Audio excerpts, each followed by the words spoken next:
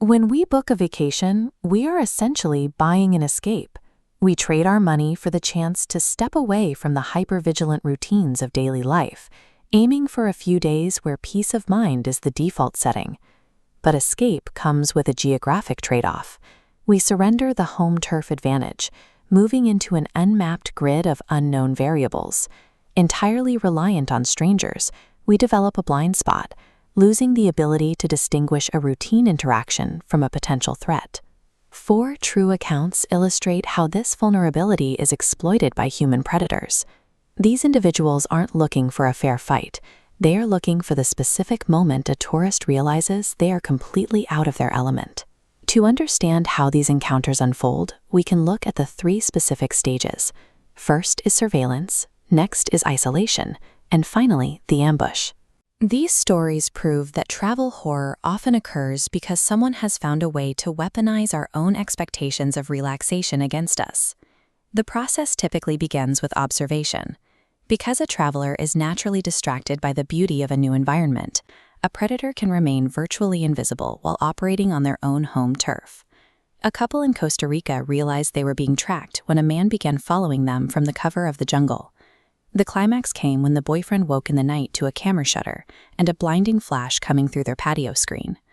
A similar pattern of secret observation occurred at a secluded rental cabin.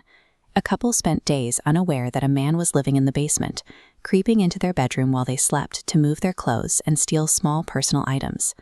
In both cases, the victims initially dismissed the warning signs. They attributed strange buzzing sounds in the jungle or disorganized belongings to local wildlife and vacation forgetfulness. This initial stage is effective because the traveler's mind will work overtime to rationalize away anomalies. We want to believe the vacation is going perfectly, so we ignore the instincts telling us we are being watched. When observation isn't enough, the focus shifts to creating isolation. This happens the moment a traveler is pushed off the map and stripped of their modern safety nets. While driving through Pennsylvania, one traveler was forced onto a dark detour. Swallowed by thick fog and without cell service, he dozed off and crashed into a ditch, leaving him trapped on a desolate road. When a pickup truck finally arrived, it wasn't a rescue.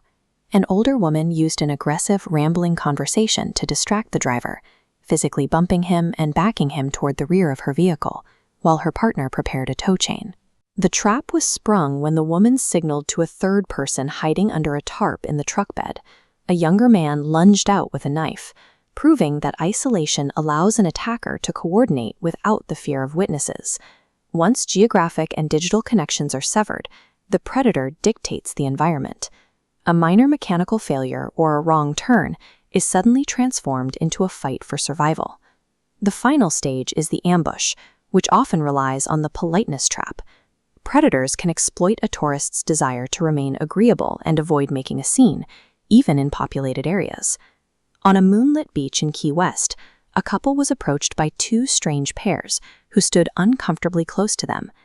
Despite the late hour and the empty beach, these strangers simply stood over them, smiling without saying a word. The victims felt the immediate alarm bells of a predatory encounter, but they hesitated to act. They didn't want to be rude or ruin the romantic atmosphere of their final night on vacation. That hesitation ended when the victims finally tried to set a boundary.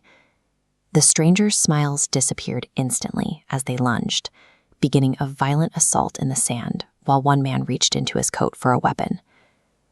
These predators bank on the fact that social norms are the final vulnerability.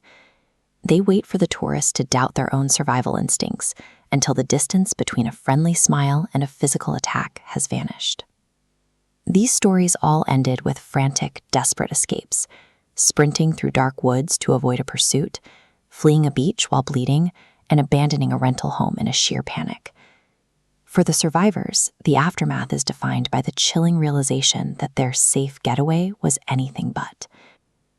They didn't escape because the environment was secure. They escaped because they finally stopped rationalizing the danger.